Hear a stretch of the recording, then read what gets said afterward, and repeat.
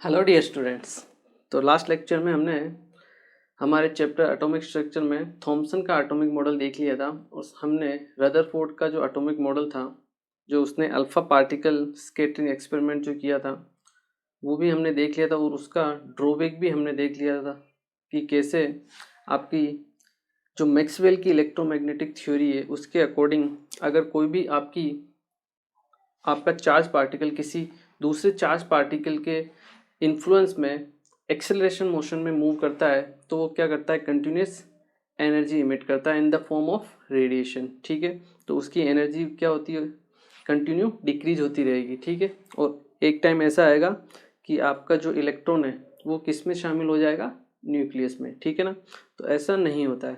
तो ये था आपका रदरफोर्ड का सबसे बड़ा ड्रॉबैक। ठीक है, तो आज हम वहीं से आगे स्टार्ट करते हैं और आज हम पढ़ते हैं इलेक्ट्रोमैग्नेटिक रेडिएशन। ठीक है, कि जो आपकी इलेक्ट्रोमैग्नेटिक रेडिएशन होती है उनका नेचर किस टाइप का होता है। ठीक है, वो हम देखते हैं। ठीक है, ओके, आज हम पढ़ेंगे इलेक्ट्रोमैग्नेटिक रेडिएशन। इलेक्ट्रोमैग्नेटिक रेडिएशन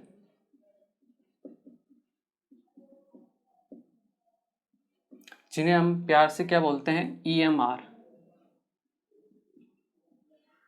ठीक है, देखिए आपके जो लाइट सोर्स होता है, आपका जो लाइट सोर्स होता है, ये जहाँ से लाइट आ रही है, ये इसमें इसका जब नेचर की बात आती है कि ये इसमें से जो लाइट आ रही है वो किस फॉर्म में आ रही है, तो ये दो फॉर्म में आती है आपकी। एक तो वेव फॉर्म में आती है और एक पार्टिकल फॉर्म में आती है। जहाँ आपका ये आपका लाइट सोर्स है, ठीक है, ये आपका अकॉर्डिंग टू अगर हम बात करें मैक्सवेल, अकॉर्डिंग टू मैक्सवेल अगर हम बात करें तो उसने कहा था कि लाइट का जो नेचर होता है वो क्या होता है, वेव नेचर।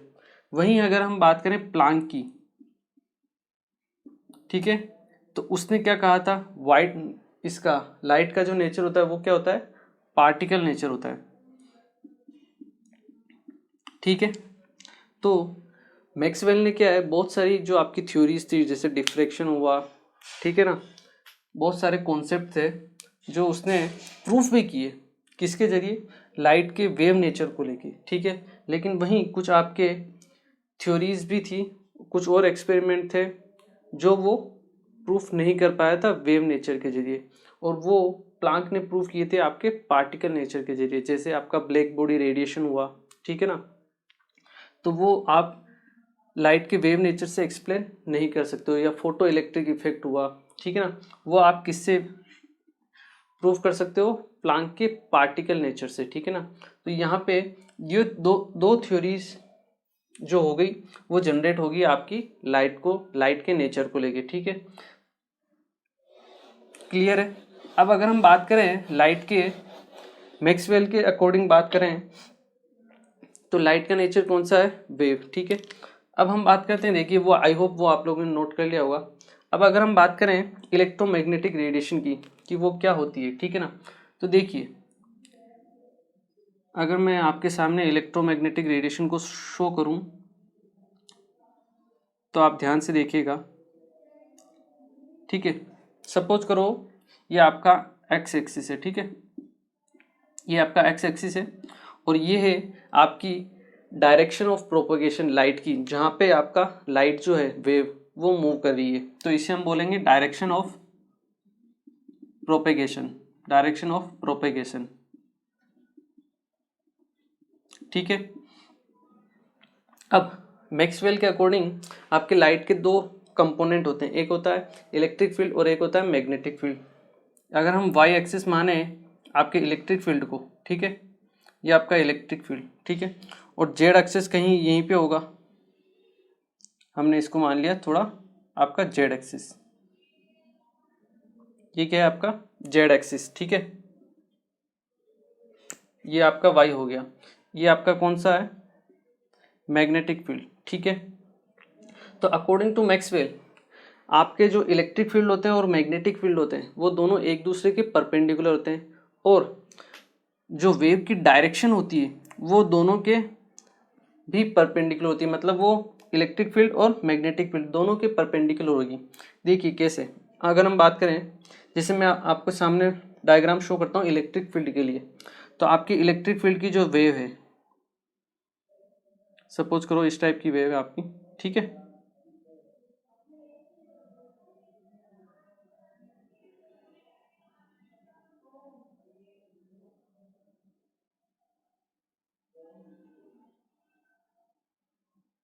ये आपके यहाँ पे आके क्लोज हो गई, ठीक है।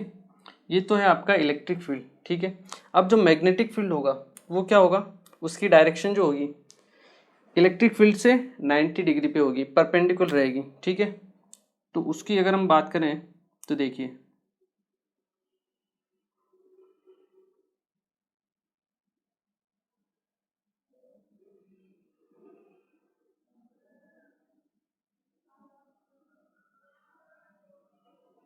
देखिए ये जो है आपकी कौन सी डायरेक्शन है, एक्स एक्सिस, ठीक है।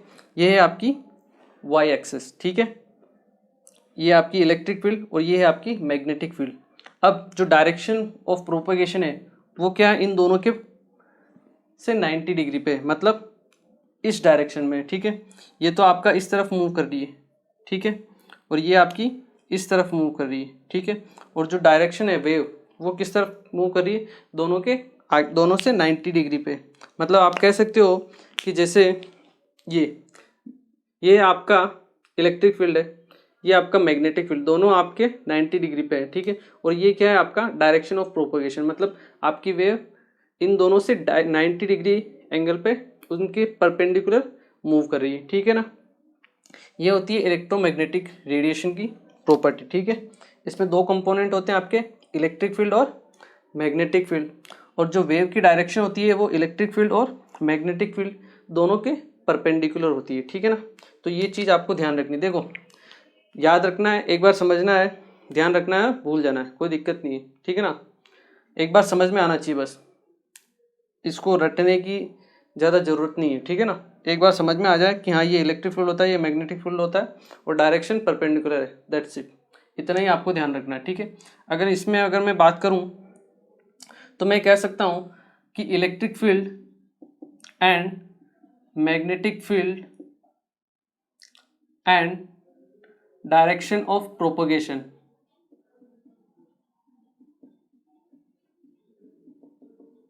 Of wave all are perpendicular. Perpendicular का साइन ऐसा भी होता है, ठीक है ना, परपेंडिकुलर मतलब 90 डिग्री। ऑल आर परपेंडिकुलर या परपेंडिकुलर, ठीक है, टू ईच अदर। वो तीनों क्या होती है आपके, एक दूसरे के परपेंडिकुलर होती है। ये होती है सिंपल इलेक्ट्रोमैग्नेटिक रेडिएशन, ठीक है। अब इलेक्ट्रोमैग्नेटिक रेडिएशन की कुछ प्रॉपर्टीज होती है, जैसे इनकी हम बात करें कैरेक्टरिस्टिक्स की, तो जैसे फ्रीक्वेंसी हुई और वेवलेंथ हुई, ठीक है ना। तो वो उनके बारे में हम एक बार पढ़ लेते हैं, ठीक है। आप एक बार इसे नोट कर लीजिए, ठीक है, ओके। देखिए अब अगर हम बात करें किसके लिए, कैरेक्टरिस्टिक्स की, कि ये जो इलेक्ट्रोमैग्नेटिक रेडिएशन है आपके, जो वेव नेचर है, वेव है आपकी, उसकी क्या क्या कैरेक्टरिस्टिक्स है। देखिए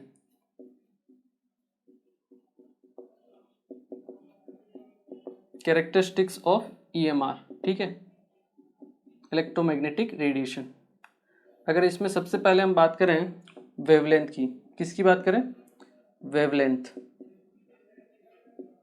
जिसे हम शो करते हैं लैम्डा के जरिए, इसे बोलते हैं लैम्डा, ठीक है। देखिए वेवलेंथ क्या होती है आपकी, जैसे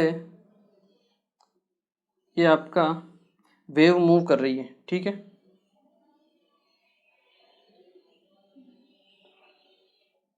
ये आपकी वेव मूव कर रही है, ठीक है। ये जो दो कंटिन्यूस क्रिस्ट होते हैं और जो आपके ट्रोज होते हैं, उनके बीच की जो डिस्टेंस होती है उसे ही हम क्या बोलते हैं, वेवलेंथ, ठीक है। दो कंटिन्यूस कॉन्जिक्यूटिव, आप या तो क्रिस्ट ले लो या ट्रो ले लो, किसी को भी ले लो, उनके बीच की जो डिस्टेंस होगी उसे ही हम क्या बोलेंगे, वेवलेंथ, ठीक है। तो आप यहाँ लिख सकते हो the consecutive distance between any two, कोई भी दो ले लो आप, any two crest और trough is known as wavelength, known as wavelength, उसे हम क्या बोलते हैं, वेवलेंथ बोलते हैं, ठीक है। मतलब वेव की लेंथ क्या है, ठीक है। इसकी जो ऐसा यूनिट होती है वो होती है आपकी मीटर, ठीक है। इसके अलावा इसकी जो हम चैप्टर्स में यूज करते हैं वो होती है आपकी एंगस्ट्रॉम, एंगस्ट्रॉम, ठीक है। और एंगस्ट्रॉम को हम ए नोट से रिप्रेजेंट करते हैं। और आपको पता होगा 1 एंगस्ट्रॉम कितना होता है, 10⁻⁻10 मीटर। 1 नैनोमीटर ये होता है आपका 10⁻⁻9 मीटर। इसके अलावा 1 पिकोमीटर भी होता है, ये कितना होता है 10⁻12 मीटर, ठीक है। ये तीनों यूनिट्स है जो आपको याद रखनी है, ठीक है, क्योंकि क्वेश्चंस हमेशा आपके मीटर में नहीं आएंगे, आपको हमेशा एंगस्ट्रॉम या नैनोमीटर या पिकोमीटर में ही मिलेंगे। कि एक वेवलेंथ है जिसकी, ये आपकी एक वेव है जिसकी वेवलेंथ है 350 एंगस्ट्रॉम, तो मतलब 350 एंगस्ट्रॉम वेवलेंथ रहेगी, मतलब 350 इंटू 10⁻⁻10 मीटर, ठीक है ना। तो इस टर्म्स में आपको क्वेश्चंस मिलेंगे, तो आपको याद होना चाहिए कि 1 एंगस्ट्रॉम कितना होता है, ठीक है, 1 नैनोमीटर कितना होता है और 1 पिकोमीटर कितना होता है, ठीक है। इसको नोट कीजिए। इसके बाद हम पढ़ते हैं फ्रीक्वेंसी के बारे में, ठीक है। इसकी जो सेकंड कैरेक्टरिस्टिक्स है, ओके, देखिए अब हम पढ़ते हैं फ्रीक्वेंसी के बारे में कि फ्रीक्वेंसी क्या होती है।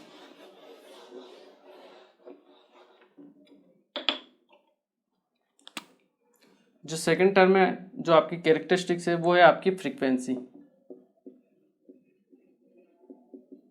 इसे हम न्यू से रिप्रेजेंट करते हैं, ठीक है, न्यू शेप का, ठीक है।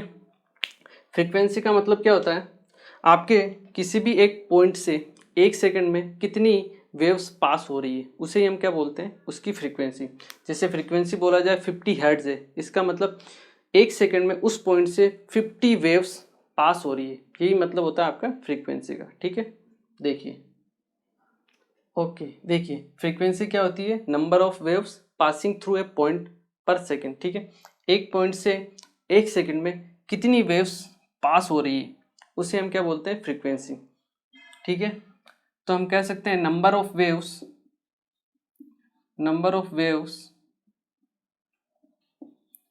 पासिंग थ्रू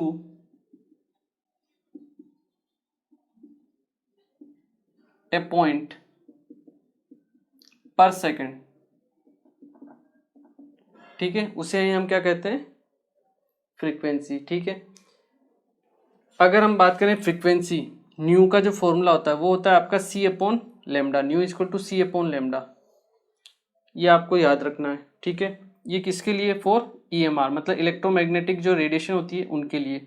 लेकिन अगर आपकी कोई दूसरी वेव है तो उनके लिए न्यू इक्वल टू होगा आपका V, velocity of that wave, ठीक है, डिवाइड बाय वेवलेंथ, ठीक है।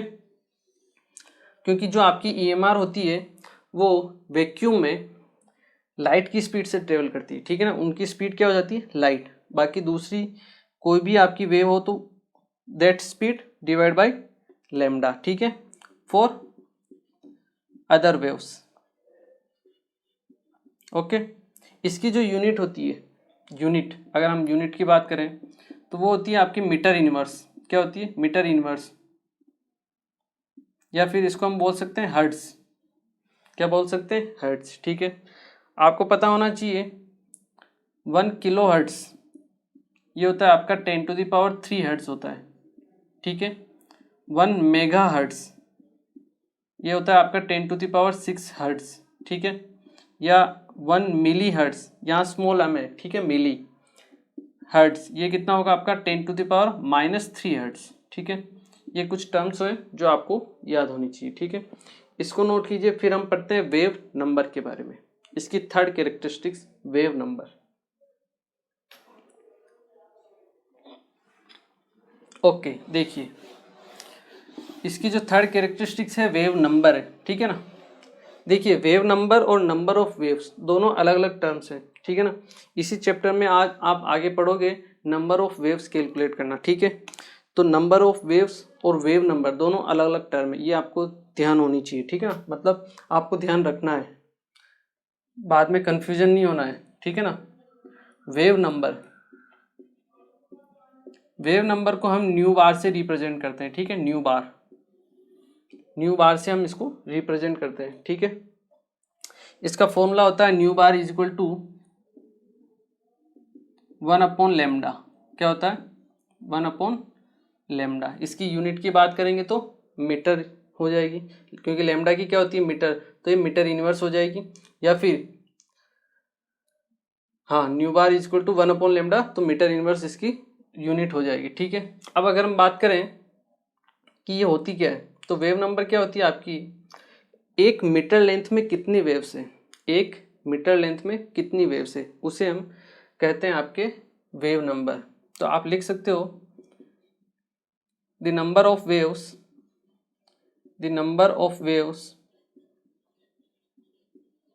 इन 1 मीटर लेंथ।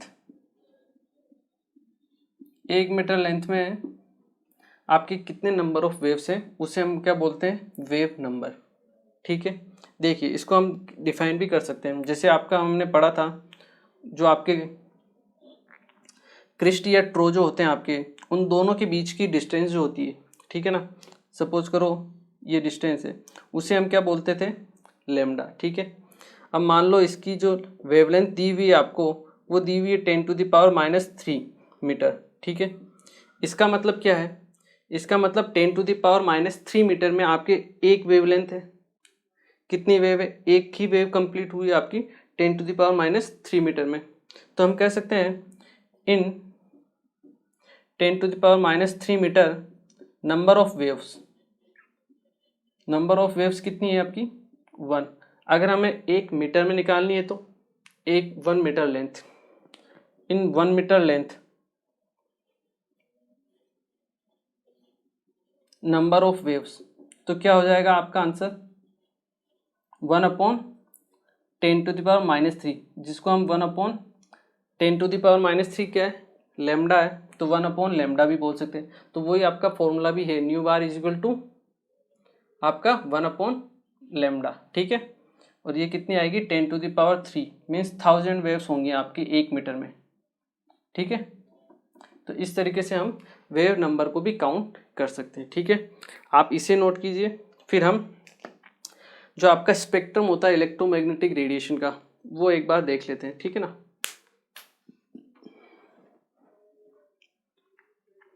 देखिए अब अगर हम बात करें इलेक्ट्रोमैग्नेटिक रेडिएशन का, जो आपका स्पेक्ट्रम होता है, ठीक है ना, वो किस टाइप का होता है? इलेक्ट्रोमैग्नेटिक EMR स्पेक्ट्रम, ठीक है ना। ये आपको NCERT में भी मिल जाएगा, ठीक है ना। सिंपल सा होता है आपका, इजीली तरीके से आपको याद भी हो जाएगा, ठीक है ना। इसमें बीच में तो आएगा आपका एक रीजन आता है जिसको हम बोलते हैं विजिबल रीजन, ठीक है। ये होता है आपका विजिबल रीजन।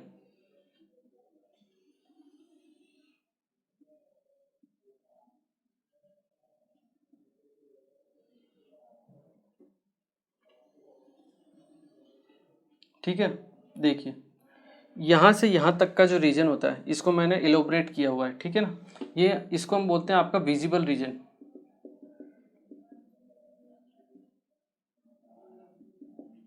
जो आप और हम सब कुछ देखते हैं, वो केवल और केवल तभी देख पाते हैं जब आपकी वेवलेंथ जो होती है इस रीजन में होती है। जैसे इस रीजन या इस रीजन में आएगी, आपको और हमें वो कोई भी चीज़ हो दिखाई नहीं देगी, तभी देगी जब आपके इस रीजन में होती है, ठीक है। इसकी जो वेवलेंथ की अगर हम बात करें, वो होती है आपके 4000 एंगस्ट्रॉम या 400 नैनोमीटर, ठीक है। ये आपको कन्वर्जन भी आने चाहिए, ठीक है। से लेके होती है आपकी 7500 एंगस्ट्रॉम के बीच में, ठीक है। जैसे जैसे आप लेफ्ट टू राइट मूव करते हो, आपकी वेवलेंथ जो होती है वो इंक्रीज होती रहती है, और अगर आप राइट से लेफ्ट में जाओगे तो आपके फ्रीक्वेंसी इंक्रीज होती रहेगी, ठीक है। ये तो रहा आपका विजिबल रीजन, ठीक है। इसके बाद इसमें दो रीजन और आएंगे, एक तो आएगा आपका यूवी रीजन, ठीक है ना, यूवी रीजन। इसके बाद आएगा आपका एक्सरे, ठीक है। फिर आएगा आपका गामा रे, ठीक है। और लास्ट में आता है आपका कॉस्मिक रेज।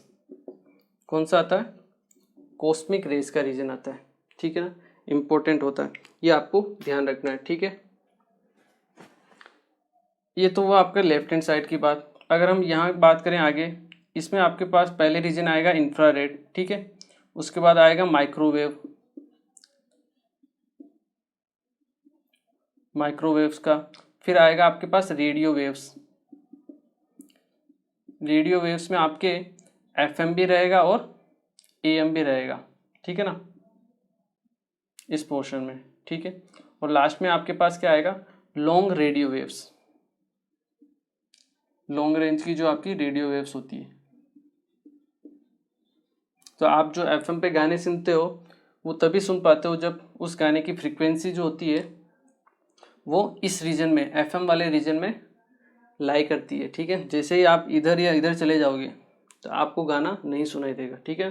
तो एक छोटा सा ओवरव्यू है आपका जो स्पेक्ट्रम है उसका, ठीक है ना। लेफ्ट टू राइट जाने पे आपकी वेवलेंथ इंक्रीज हो रही है तो आपके फ्रीक्वेंसी क्या होगी? डिक्रीज होगी, ठीक है। Cosmic rays, gamma rays, X rays, UV rays, visible, फिर infrared, microwave, radio waves, FM, AM, और फिर लास्ट में लॉन्ग रेडियो वेव्स, ठीक है। एक बार आप इसे नोट कीजिए। फिर हम पढ़ते हैं प्लांक्स की थ्योरी में। अभी तक तो हमने इलेक्ट्रोमैग्नेटिक थ्योरी पढ़ी जो आपकी मैक्सवेल की थी कि जो वेव नेचर होता है उसकी क्या क्या कैरेक्टरिस्टिक्स थी वो हमने देख ली। अब हम पढ़ लेते हैं प्लांक्स की थ्योरी में कि प्लांक ने क्या कहा था, ठीक है ना। एक बार आप इसे नोट कीजिए। ओके, तो अब हम पढ़ते हैं प्लांक्स की थ्योरी में कि प्लांक्स की एटॉमिक जो पार्टिकल की थ्योरी है, क्वांटम थ्योरी, वो क्या है देखिए, ठीक है। ये तो हो गया आपकी मैक्सवेल की थ्योरी। अब हम पढ़ते हैं प्लांक्स क्वांटम थ्योरी।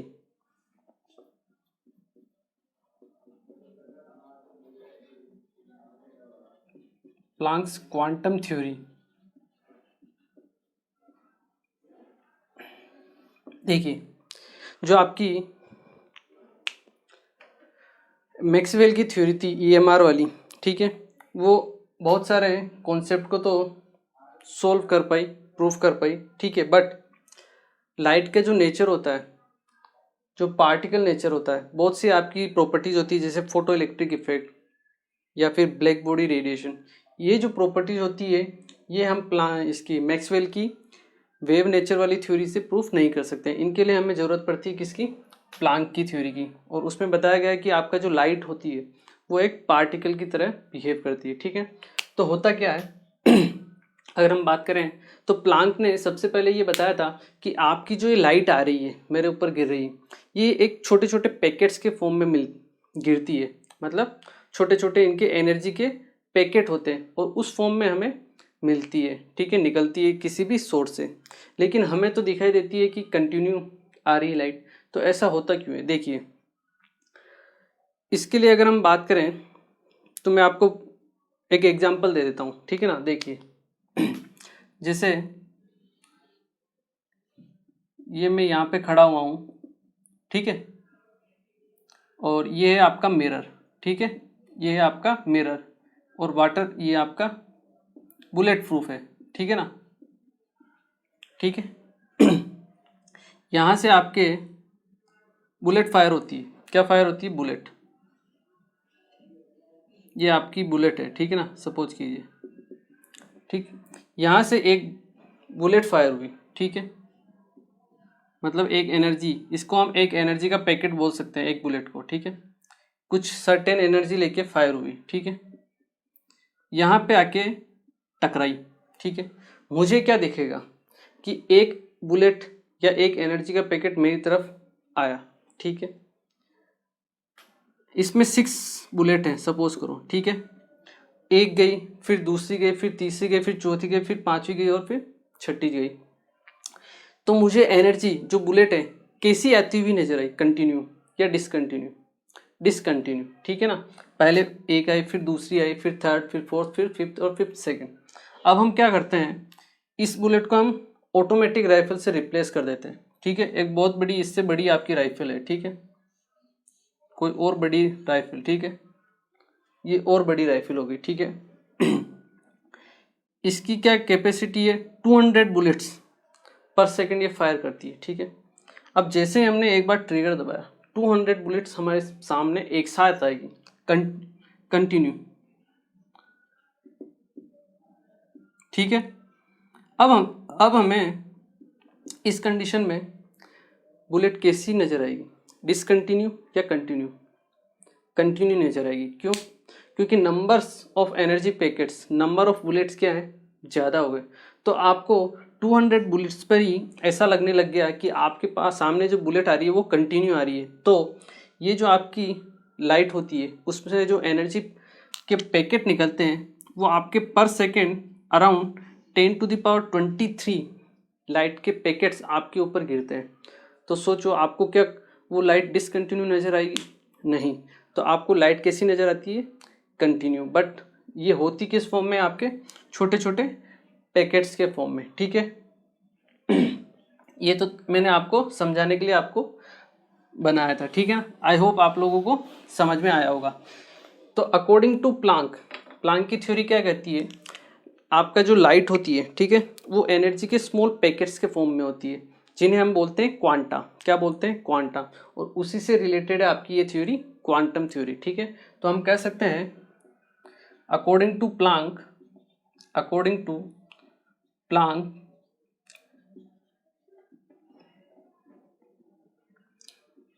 और लाइट, और अकॉर्डिंग टू प्लांक लाइट जो हमें मिलती है, ठीक है, लाइट इज ट्रेवल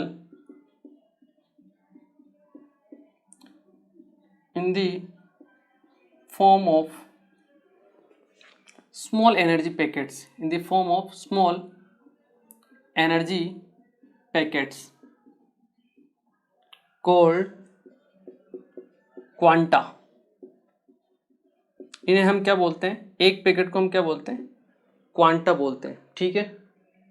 या ये जरूरी नहीं है लाइट के लिए, या आप किसी भी वेव के लिए ले लीजिए, EMR के लिए ले लीजिए, ठीक है, किसी भी रेडिएशन के लिए। अकॉर्डिंग टू प्लांक हम क्या बोल सकते हैं, EMR, इलेक्ट्रोमैग्नेटिक रेडिएशन, ठीक है। जो भी आपकी लाइट होती है जो सोर्स से निकलती है, ठीक है। लाइट के केस में सेम होता है, लेकिन उसके केस में हम क्वांटा नहीं बोलते, उसको हम क्या बोलते हैं, फोटोन नाम देते हैं। मतलब जो आपकी लाइट होती है उसमें जब आपके स्मॉल पैकेट निकलेगा उसे हम फोटोन नाम देंगे। होता वही आपका एनर्जी का पैकेट ही है, ठीक है। अगर लाइट सोर्स के अलावा किसी और सोर्स से निकले तो उसे हम क्वांटा बोलते हैं, ठीक है। And in case of light,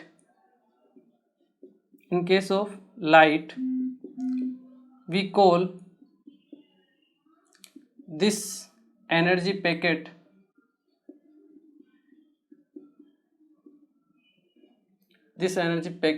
as photon। क्या हम बोलेंगे उसे, फोटोन बोलेंगे, ठीक है। ये तो थी आपकी प्लांक्स की क्वांटम थ्योरी, ठीक है। जो आपकी वेवलेंथ, जो आपकी वेव होती है, जो आपकी लाइट होती है, वो पार्टिकल फॉर्म में ट्रेवल करती है, ठीक है। इसकी भी कुछ ना कुछ कैरेक्टरिस्टिक्स है। अगर हम बात करें कैरेक्टरिस्टिक्स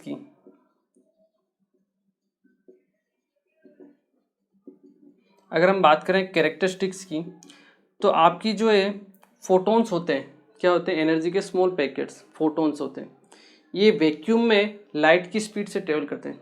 किसकी स्पीड से? लाइट की स्पीड से, ठीक है। तो हम फर्स्ट कैरेक्टरिस्टिक्स लिख सकते हैं कि photon travel in vacuum at the speed of light की फॉर्म में आपकी ये ट्रेवल करते हैं, ठीक है, फर्स्ट थिंग। सेकंड थिंग, इन फोटोन्स की कुछ ना कुछ वेवलेंथ होती है, और कुछ ना कुछ फ्रीक्वेंसी होती है, ठीक है। आप किसी भी मीडियम में चले जाइए, इनकी स्पीड चेंज हो जाएगी और वेवलेंथ चेंज हो जाएगी, बट इनकी फ्रीक्वेंसी जो है वो चेंज नहीं होती है, ठीक है। तो हम क्या कह सकते हैं,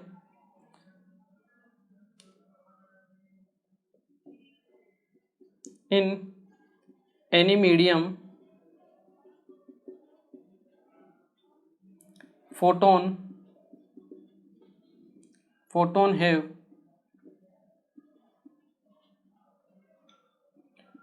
change in speed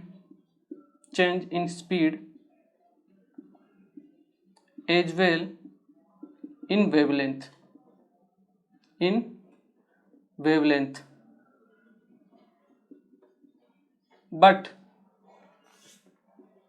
but there is no change in frequency। उसकी फ्रीक्वेंसी में कोई भी चेंज नहीं होता है। उसकी स्पीड चेंज हो जाएगी और उसकी वेवलेंथ चेंज हो जाएगी, पर उसकी फ्रीक्वेंसी चेंज नहीं होती, क्योंकि फ्रीक्वेंसी का formula mu equal to c upon lambda होता है। आपकी स्पीड चेंज हो जाएगी और वेवलेंथ चेंज हो जाएगी, पर उनका जो रेशियो होता है वो हमेशा आपका कांस्टेंट रहेगा। मतलब आपका जो फ्रीक्वेंसी रहेगी वो क्या होगी, सेम रहेगी, ठीक है। जैसे आप किसी और मीडियम में गए तो आपकी स्पीड चेंज हो गई, स्पीड चेंज होने से आपकी वेवलेंथ भी चेंज हो जाएगी। तो इनका जो रेशियो था वो पहले जो आ रहा था वही अब ये आएगा, ठीक है ना। इसका मतलब आपकी फ्रीक्वेंसी क्या रहेगी, आपकी सेम रहेगी, ठीक है। ये तो हुई सेकेंड प्रॉपर्टी या कैरेक्टरिस्टिक। अगर हम थर्ड कैरेक्टरिस्टिक की बात करें तो एक फोटोन का जो मास होता है, रेस्ट मास मतलब जो फोटोन ट्रेवल कर रहा है, अगर वो रेस्ट पे आ जाए, वैसे तो वो कभी रेस्ट पे आता है नहीं, वो हमेशा ट्रेवल करता रहता है, लेकिन बाई चांस अगर कभी वो रेस्ट पर आ जाए तो उसका मास क्या होता है, 0 होता है, ठीक है ना। तो हम कह सकते हैं कि the rest mass of photon is 0, ठीक है। क्या होता है उसका, 0 होता है, ठीक है। ये थी आपकी प्लांक्स की क्वांटम थ्योरी, ठीक है, और उसकी क्या क्या कैरेक्टरिस्टिक थी। अब हमें क्या फाइंड आउट करना रहता है कि जो आपका एनर्जी का पैकेट आ रहा है, जो आपका फोटोन आ रहा है, उसकी एनर्जी क्या है एक फोटोन की, वो हमें कैलकुलेट करनी है, ठीक है। तो एक बार आप इसे नोट कीजिए, फिर हम कैलकुलेट करते हैं एनर्जी, ठीक है ना। एक बार आप इसे नोट कीजिए।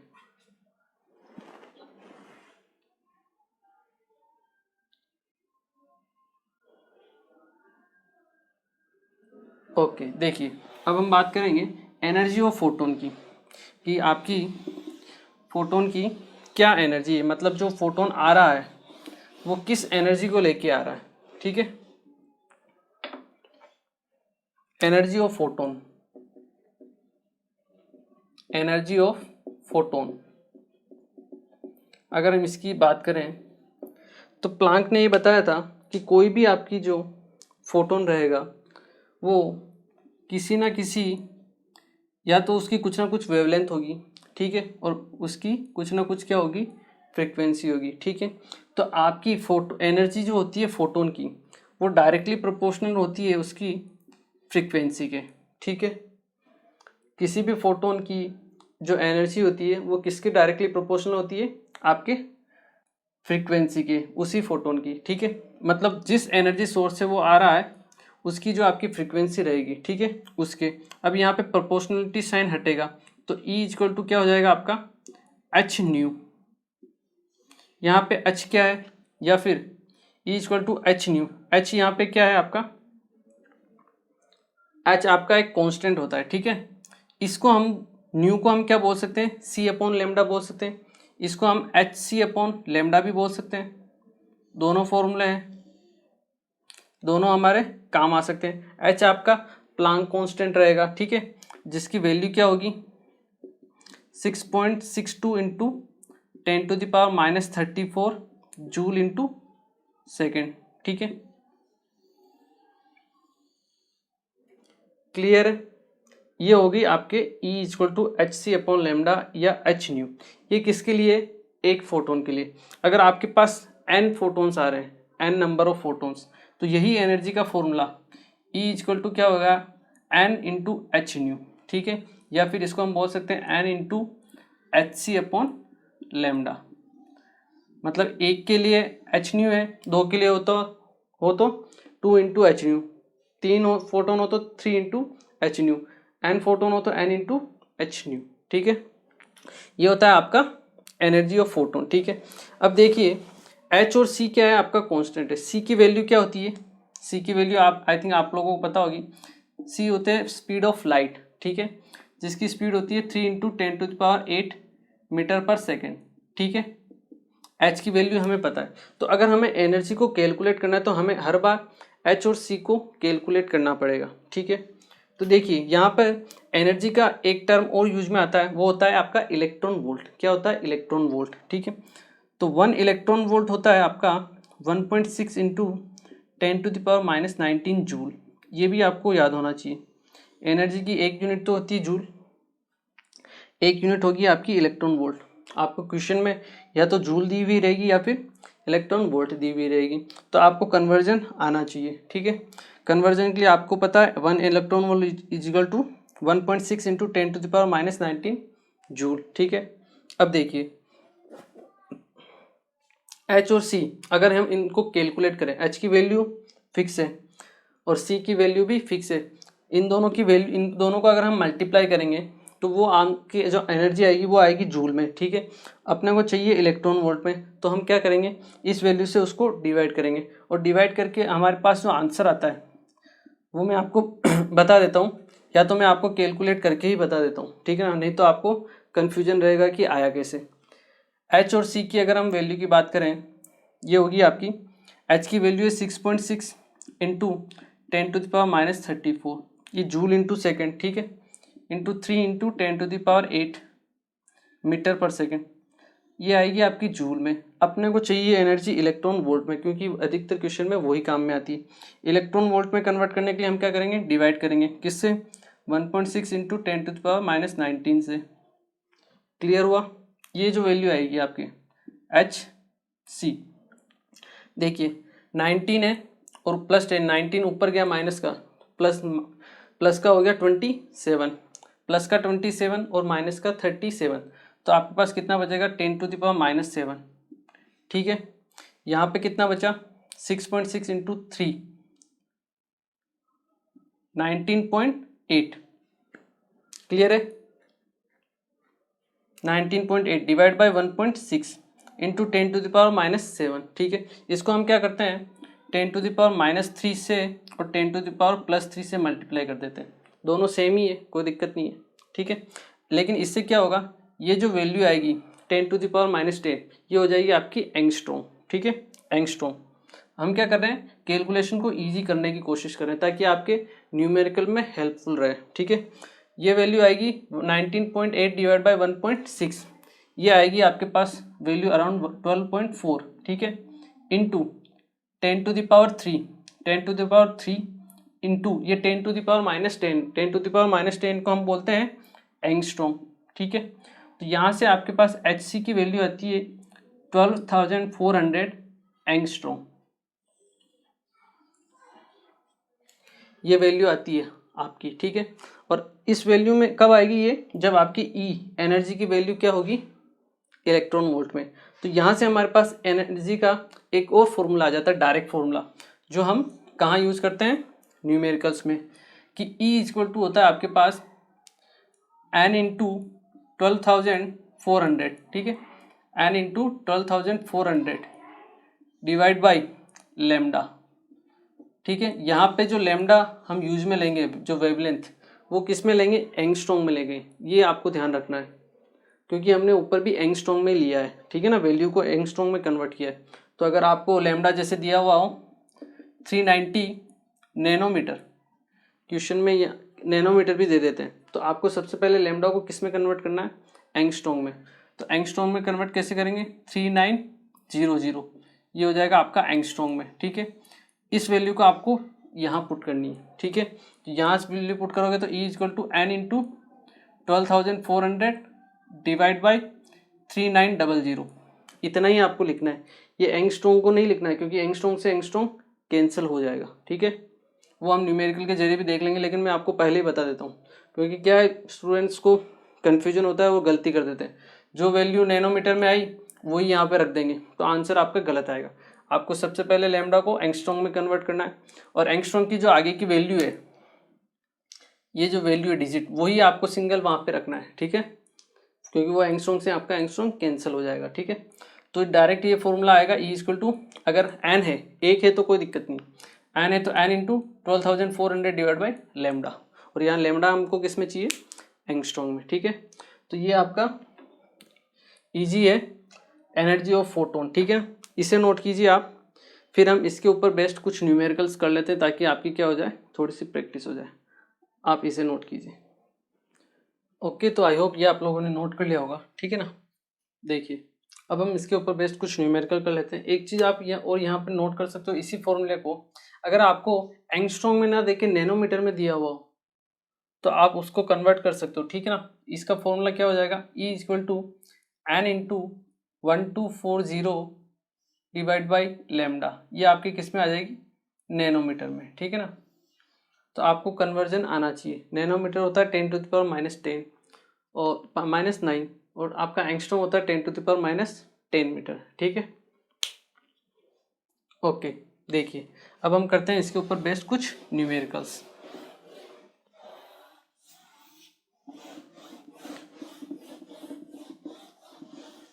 देखिए फर्स्ट न्यूमेरिकल क्या कहता है आपका, आपको कैलकुलेट करना है,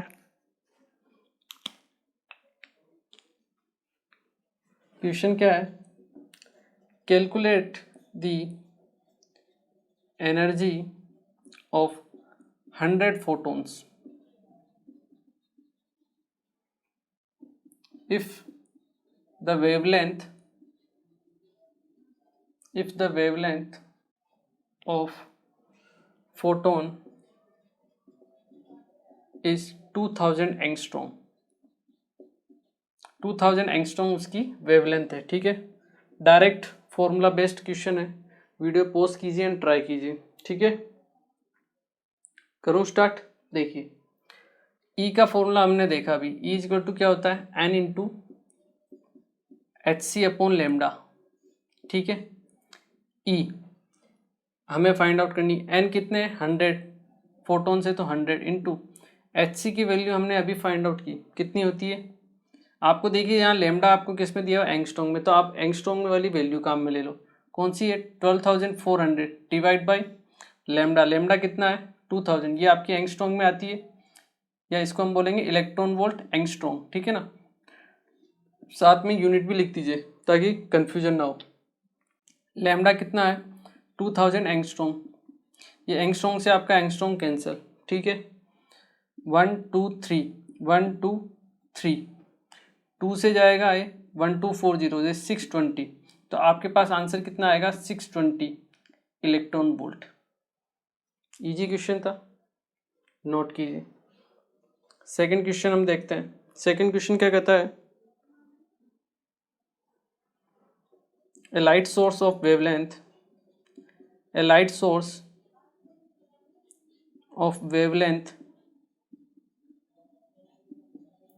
2000 angstrom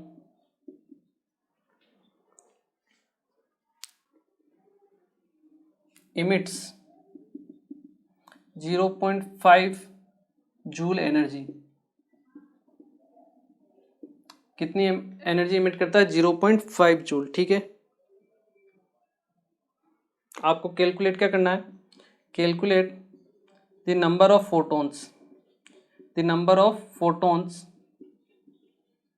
emitted from the source, मतलब आपको n की वैल्यू फाइंड आउट करनी है, n की वैल्यू, ठीक है। पॉज कीजिए, ट्राई कीजिए। ओके, मैं स्टार्ट करता हूँ। देखिए सबसे पहले एनर्जी है, उसको आपको एक तो किस में कन्वर्ट करना पड़ेगा, इलेक्ट्रॉन वोल्ट में, ठीक है ना। E वही फॉर्मूला सेम हम यूज में लेंगे, ठीक है। क्या होगा आपका N into HC upon lambda, N आपको फाइंड आउट करना है, ठीक है। N इंटू HC की वैल्यू कितनी हुई आपकी 1240400 एंगस्ट्रॉन्ग में ये electron volt into angstrom upon lambda कितना है आपका 2000, ये 2000 एंगस्ट्रॉम, यहाँ से जो आपके पास एनर्जी आएगी वो किस में आती है, आपके इलेक्ट्रॉन वोल्ट में। आपको किस में कन्वर्ट करनी है, उसको जूल में कन्वर्ट करनी है। क्या करोगे आप, उसको क्या करोगे, डिवाइड कर दोगे, ठीक है ना। या तो आप यहाँ पे चेंज कर लो या फिर आप यहाँ पे चेंज कर लो, ठीक है, कोई दिक्कत नहीं, दोनों में आपके पास सेम आएगी। यहाँ से वैल्यू आएगी इलेक्ट्रॉन वोल्ट में, ठीक है। इलेक्ट्रॉन वोल्ट को जूल में कन्वर्ट करना हो तो 1 electron volt equal to 1.6 into 10⁻⁻19 joule. तो आपको जूल में कन्वर्ट करना है, इस इलेक्ट्रॉन वोल्ट को मल्टीप्लाई कर दो, ये आपकी एनर्जी जो आ जाएगी किस में आ जाएगी, जूल में। ये किसके बराबर है, 0.5 के, ठीक है। यहाँ से आप सोल्व कर लीजिए, आपका एंगस्ट्रॉन्ग से एंगस्ट्रॉन्ग कैंसिल, ये ईवी कैंसिल हो चुका है, ये आपका जूल में आ गया, ठीक है। 1 2 1 2, ठीक है।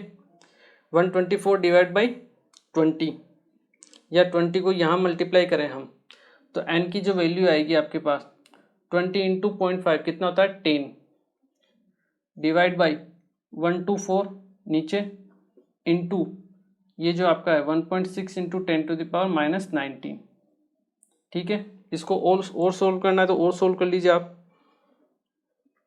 10 डिवाइड बाई, अब देखिए 124 इंटू 1.6 अप्रोक्सीमेट आप कैलकुलेशन कर सकते हो, इस चैप्टर में कोई दिक्कत नहीं है, ठीक है ना। 124 इंटू आपका 1.6, देखिए 124 इंटू 1.6, 124 को मैं 125 ले लेता हूँ, 125 मीन्स आपका 500 डिवाइड बाई 4, ठीक है, इंटू 1.6 को मैं लिखता हूँ 16/10, ठीक है।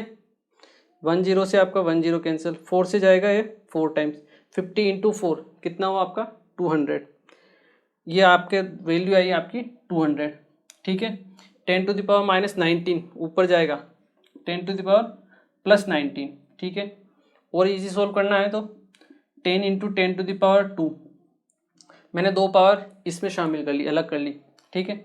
और 10⁻17 हो गया divide by 200, 100 10⁻² 100, 100 into 10 1000, 1000 divide by 200 कितना हुआ 5। तो आपके पास n की वैल्यू क्या आ जाएगी 5 इंटू 10⁻17, इतने आपके फोटोन्स रहेंगे, ठीक है। तो आई होप ये आप लोगों को समझ में आया होगा, ठीक है ना। आपको क्या करना है, जूल को इसमें कन्वर्ट करना है आपको इलेक्ट्रॉन वोल्ट में, ठीक है। या फिर आपकी जो इलेक्ट्रॉन वोल्ट वाली वैल्यू वो लिख लो पहले, उसको बाद में जूल में कन्वर्ट कर दो। हमें पता है 1 electron volt equal to 1.6 into 10⁻⁻19 joule. 2 electron volt हो तो उसको 2 से मल्टीप्लाई कर दो। आपके पास इतने इलेक्ट्रॉन वोल्ट थे तो हमने क्या किया, इसको मल्टीप्लाई कर दिया 1.6 इंटू 10⁻⁻19 से, ठीक है। इनको नोट कीजिए आप। फिर हम एक और छोटा सा टॉपिक है वो पढ़ लेते हैं, ठीक है ना। छोटा सा टॉपिक है, देखिए एक एनर्जी की यूनिट आपकी, एक पावर भी कभी कभी क्वेश्चंस में यूज हो जाती है, ठीक है ना। जैसे पावर होती है आपकी, पावर की यूनिट होती है ऐसा यूनिट आपकी वोट, ठीक है ना। तो कभी कभी क्वेश्चन में वो भी आपको मिल जाती है, ठीक है ना। तो उसको भी हम देख लेते हैं होता क्या है, ठीक है। पावर को हम रिप्रेजेंट करते हैं पी से, ये होता है आपका एनर्जी पर सेकेंड टाइम, ठीक है, पर यूनिट टाइम में। E/T से हम इसको डिनोट करते हैं। E हमने देखा अभी N इंटू hc/λ, ठीक है, डिवाइड बाई T, ये डिवाइड बाई T। तो देखिए N होता है आपका नंबर ऑफ फोटोन्स, क्या होता है आपका नंबर ऑफ फोटोन्स, और T क्या होता है आपका टाइम, ठीक है। तो हम N/T को क्या लिख सकते हैं, नंबर ऑफ फोटोन्स, क्या लिख सकते हैं, number of photons emitted per unit time या फिर आपका पर सेकेंड। और कोई भी चीज़ हो जब आपकी पर सेकेंड में होती है तो उसे हम क्या बोलते हैं, रेट, क्या बोलते हैं, रेट। तो इसे हम ये भी बोल सकते हैं कि rate of emission, rate of emission, rate of emission of photons पर सेकेंड, ठीक है, या पर यूनिट टाइम आपका। तो कभी कभी क्वेश्चन में आपको रेट ऑफ इमिशन भी पूछ लिया जाता है पावर देके, ठीक है। तो आपको यहाँ से सोल्व करना है, उसको N/T को फाइंड आउट करना है, ठीक है। इसके ऊपर मैं आपको एक क्वेश्चन कराता हूँ ताकि आप इस क्वेश्चन को या इस फॉर्मूले को क्या करो, अंडरस्टैंड कर सको अच्छी तरीके से। ठीक है, क्वेश्चन लिखिए, how many photons are emitted per second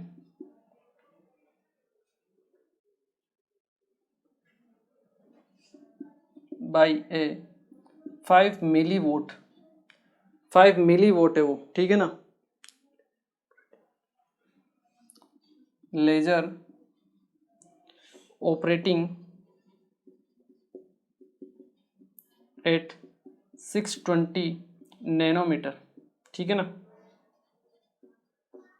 आपको क्या फाइंड आउट करना, how many photons are emitted per second. अगर आपको ये बोल दिया मतलब आपको रेट पूछी गई है, rate of emission of photons, ठीक है, n/t पूछा गया है, ठीक है, per second by a 5 milliwatt laser operating source. आपका कोई सोर्स है लेजर वाला जिसकी पावर क्या है 5 मिलीवॉट, वोट पावर की क्या होती है ऐसा यूनिट होती है, ठीक है। तो 5 मिलीवॉट आपका पावर दिया हुआ है, आपको वेवलेंथ दी हुई है, आपको n/t की वैल्यू फाइंड आउट करनी है। कैसे फाइंड आउट करेंगे, इसी फॉर्मूले से, p कितना दिया हुआ है आपको, p equal to n/t into hc/λ, ठीक है। यहाँ से p कितना है आपका 5 मिली वोट, मिली मतलब 10⁻³ वोट, ठीक है। मिली को आपको किस में कन्वर्ट करना है, नॉर्मल वोट में। n/t आपको फाइंड आउट करनी है, ठीक है, इनटू hc की वैल्यू हमने लिखी थी, कितनी होती है 12,400, किस केस में, एंगस्ट्रॉन्ग में, यहाँ नैनोमीटर में, तो या तो इसको एंगस्ट्रॉन्ग में कन्वर्ट करके 12,400 लिख लो, या फिर 1240 लिख के आप कर लो, क्या करो, डायरेक्ट नैनोमीटर की वैल्यू लिख लो 620, ये आपकी किस में आ जाएगी, इलेक्ट्रॉन वोल्ट नैनोमीटर में, ठीक है, ये आपका नैनोमीटर, ठीक है।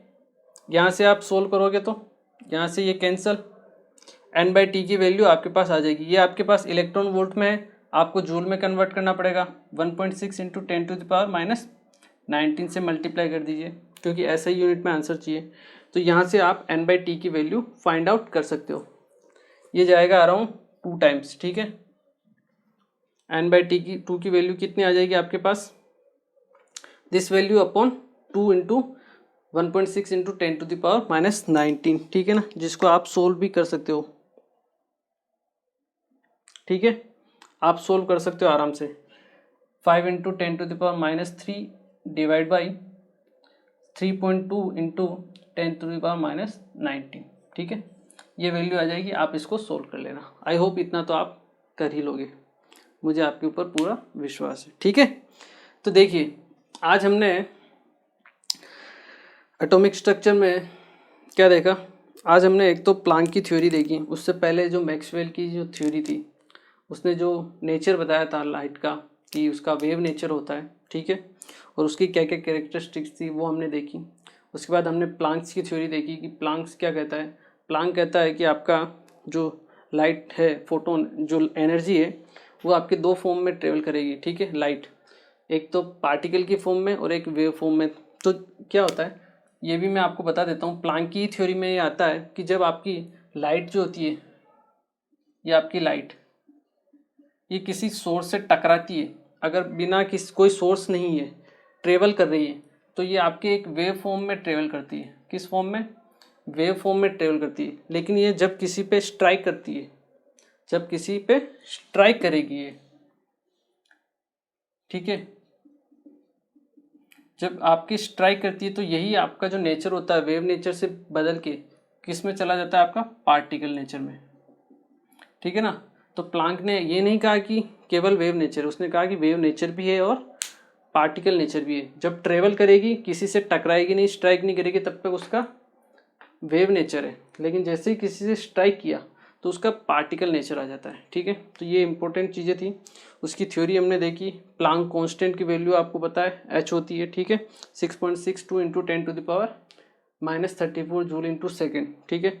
ईजी कैलकुलेशन के लिए आप एक और चीज़ मैं आपको बता देता हूँ यहीं पे, ईजी कैलकुलेशन के लिए आप 6.62 को 20/3 भी लिख सकते हो, ठीक है, इंटू 10⁻⁻34 जूल इंटू सेकेंड।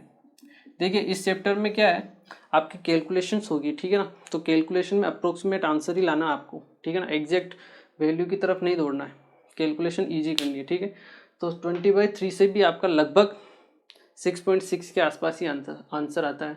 तो कैलकुलेशन क्या हो जाती है, ईजी हो जाती है, ठीक है। तो ये सब हमने देखे, एक दो न्यूमेरिकल भी देखे। तो आज के लेक्चर को हम यहीं फिनिश करेंगे और नेक्स्ट लेक्चर में कुछ और नई चीज़ों के बारे में हम डिस्कस करेंगे। तो मिलते हैं नेक्स्ट लेक्चर। Thank you.